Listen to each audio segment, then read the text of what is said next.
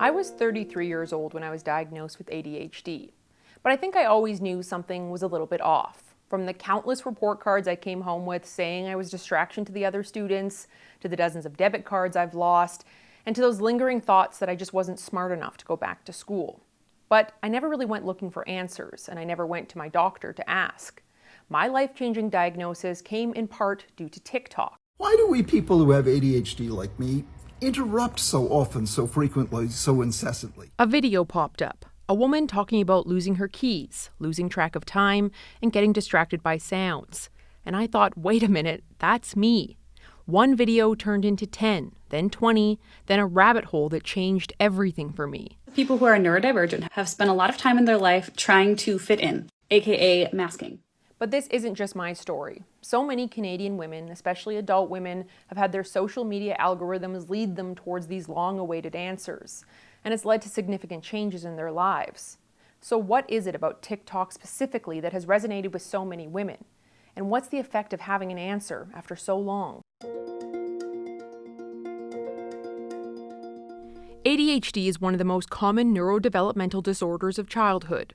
It affects around 5 to 7% of children and 4 to 6% of adults. If we look at the medical definition, it says it's usually first diagnosed in childhood and often lasts until adulthood. Children with ADHD may have trouble paying attention, controlling impulsive behaviors, and may act without thinking about what the result will be, or be overly active. That nod to adulthood wasn't always included. I spoke with Dr. David Goodman, a psychiatrist who studied ADHD in adults for decades. When he started in the 1980s, he says most medical professionals believed adult ADHD simply didn't exist. But the impacts of an adult going decades without a diagnosis can be more profound than you may think. That self-image of being incapable and incompetent is lodged in your head. You go into your young adult years questioning your ability to get anything done. And so decisions get made based on your ADHD symptoms and your historical underachievement and your lack of confidence. And so you don't take on the opportunities that you would otherwise take on because you know that you're not capable. So despite the advances in that definition, for many, the image of ADHD is still that hyperactive boy, bouncing off the walls and distracting other students. But these ADHD symptoms often present differently for women. We're better at masking signs or internalizing them to fall in line with societal expectations. And because of that, many of us are missed. Most girls with ADHD miss out on all that educational support that could make the world of difference to them in a school environment. If you're bright, you're reasonably attractive, you're verbally articulate, you're not going to get diagnosed. Why? Because you're a likable kid and, well, she's got some difficulties, but we'll make allowances. She'll get by because she's likable and, because she's blonde, she's probably not too smart, so we shouldn't expect very much of it.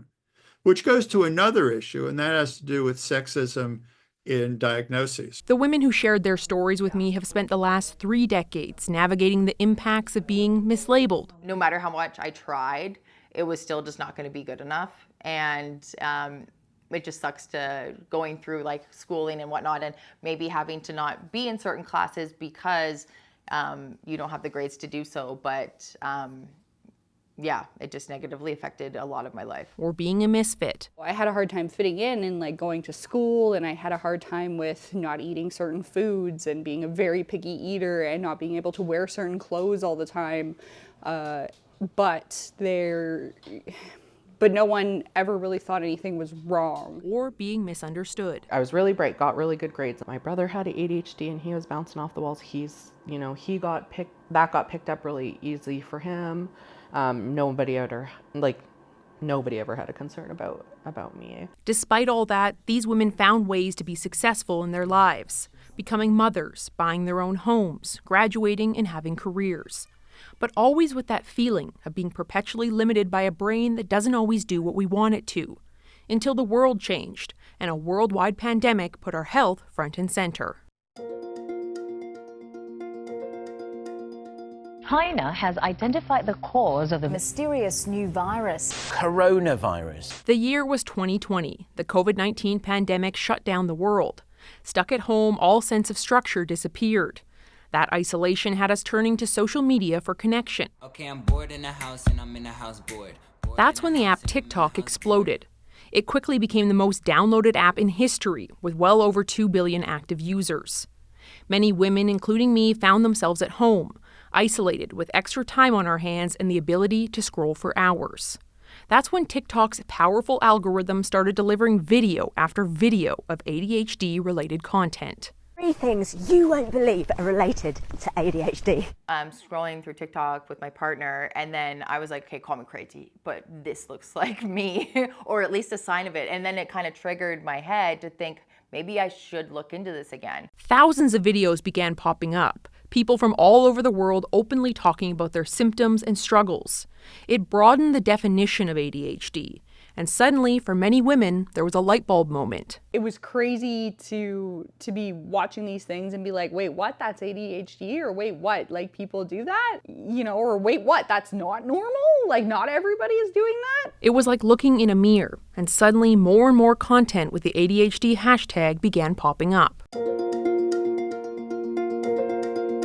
So the question is, why does this one app create such a community for neurodivergent people? So one of the reasons that it's difficult for ADHDers to keep a routine is that we are consistently inconsistent. Sheila Hansen is a content creator and an ADHD coach.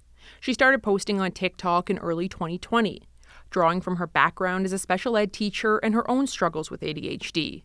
So she began sharing relatable tips and personal insights. Body doubling is one of the best tools for ADHD. She believes the platform's success, specifically when it comes to ADHD, is how easy it is to use. Not a lot of mental effort that goes into making a TikTok. And so I think that allowed ADHDers to just like pump out a lot of ADHD content very quickly. Whereas like other platforms, just the idea of a setup, or I have to buy a ring light, or do I look good enough? Like that, the way that our brains work, like that would be too daunting and it would stop us in our tracks. Amanda Brennan is an internet librarian who spent years researching how communities form online. She believes TikTok's power comes from seeing and relating to others, and the candid vulnerability that comes with that. People love to see themselves in mirrors, and that is both literal and figurative. I think over the past several years, as post-COVID video chat became more part of our everyday lives, from work life to fun, like everything was happening virtually on video. There's a lot to be said about like the literal seeing yourself reflected back to you, but also wanting to know that you're not alone. During the pandemic, TikTok became a hub, a gathering place for people to share their stories and perhaps learn a little bit more about themselves. So with all this information finally available, many women were able to seek a medical diagnosis for the first time. Problem solved, right? Well, not quite. The confirmation of ADHD can trigger a wave of grief. For the decades you spent struggling with no answers as to why and the problems that created. I did try my hardest and it wasn't good enough, and it's like just knowing how I was treated before about it, thinking that maybe you are just kind of stupid. Now knowing like I knew that I wasn't, but it felt like it, and then you internalize those feelings, and then those create a lot of like insecurities. I cried like in my car after. I think I teared up in the doctor's office. It was just very emotional. Like my life, I'll cry again now. My life like kind of like flashed before my eyes, with like all the struggles that I had in school and how hard it was for me. There's also the recognition of the potential that was obstructed, of what could have been. I struggle with what I think my life should look like and how it has turned out, if that makes sense. I'm still happy and very grateful, but I'm like, I should be a lot further. That's how I feel. It was both validating and also frightening. And it came with a lot of anger too, because it was like, wow, nobody noticed when I was a kid. All of those feelings resonated deeply with me. Accepting those what-ifs takes a lot of time. But I was surprised by just having an answer and a diagnosis, I was able to give myself a lot more grace. Instead of looking at every mistake I made as a character flaw, I was able to shift that narrative and recognize that's just the way my brain works, and that's okay. So we work on shedding the old tapes and criticisms that you're an incompetent and lazy person and replace that with that's what I have, but it's not who I am. So remember how the app was applauded for being so user-friendly? Well, that could be its biggest flaw as well. You don't need a medical degree, a studio, or a script to go viral. It gives voices to real experiences in real time. But that openness can also mean that anyone can be considered an expert. ADHD does generate an audience pretty quickly in a way that other stuff doesn't.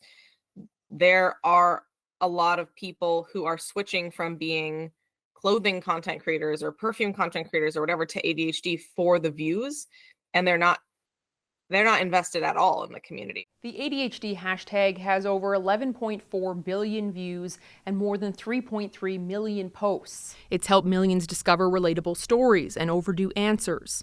But it's also become a space where complex disorders are simplified into quick sound bites, blurring the lines between awareness and inaccuracy. She will get started on something, and then she sees movement, so then she starts doing whatever this thing is, and then a sound goes off, so then she's doing whatever that, and then her phone happens, and then, so that it's like living with a Roomba. Psychiatrist Anthony Young was one of the first to examine misinformation on the app. He took 100 of the platform's most popular videos to determine the accuracy of what was being shared. Basically, at the end of our study, our takeaway was that about half of the videos that we analyzed were what we would categorize as misleading. And then about a quarter, we categorized it as being useful. And then another quarter, we categorized them as being personal experience videos. So neither misleading nor necessarily useful, but just in the sense that it was sharing a personal experience. Despite the findings, Young still sees value in the content, but recommends that if the videos resonate with you, the first step should always be a conversation with your doctor. But realistically, that's not an option for millions of Canadians without a family doctor. And long wait lists for psychiatric assessments have left thousands of women in limbo, self-aware, suspicious, but unsupported. It's almost like the demand is so big, it's so huge, that there are all these different services that are coming up to try to support that demand. But then if you actually take a look at, okay, what's the scientific evidence and what's the literature that we have to support this huge demand, is we're still kind of playing catch up. For now, he'll look at this phenomenon like a double-edged sword. On one end, it's raised awareness about ADHD and has helped people find answers they've been looking for. But on the other, the sheer amount of content being produced has watered down the definition of ADHD, and it's led to a rise in people self-diagnosing based on misinformation.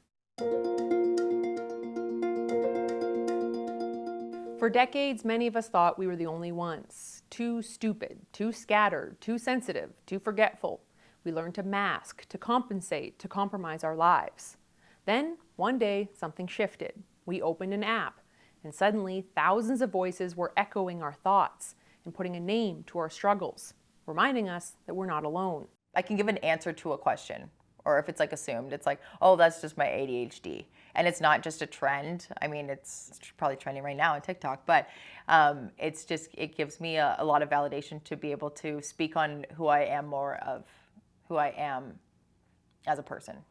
I think it's very validating, for me anyways. Like, I felt very seen and like less of a wonder, or like felt like less of a bad person, like, or like, what is wrong with me? Like, oh, it's not just me who experiences this. It's not just me who struggles like this. But awareness doesn't always come with access. Waitlists are long and family doctors are hard to find. While there's more ADHD information online than ever, not all of it's accurate. We still need care that's grounded in evidence, not just likes. But when you do get that care, after decades of waiting, it can unlock a whole new life. It's just one successful story after another. There's no psychiatric disorder that I know of where you can make an accurate diagnosis, give the person medication, in 2 hours they say, wow, this is like blurred vision put on glasses kind of experience. Despite the sadness of missed opportunities, they've now come to realize that the difference between what they have and who they are. TikTok didn't discover or cure ADHD, but it did give us the words and the push to advocate for ourselves. And once you have that answer, your life doesn't change overnight. But for me, it felt like a weight I didn't even know I was carrying was lifted off my shoulders, and that I could accomplish anything I wanted. And that alone is a pretty powerful thing.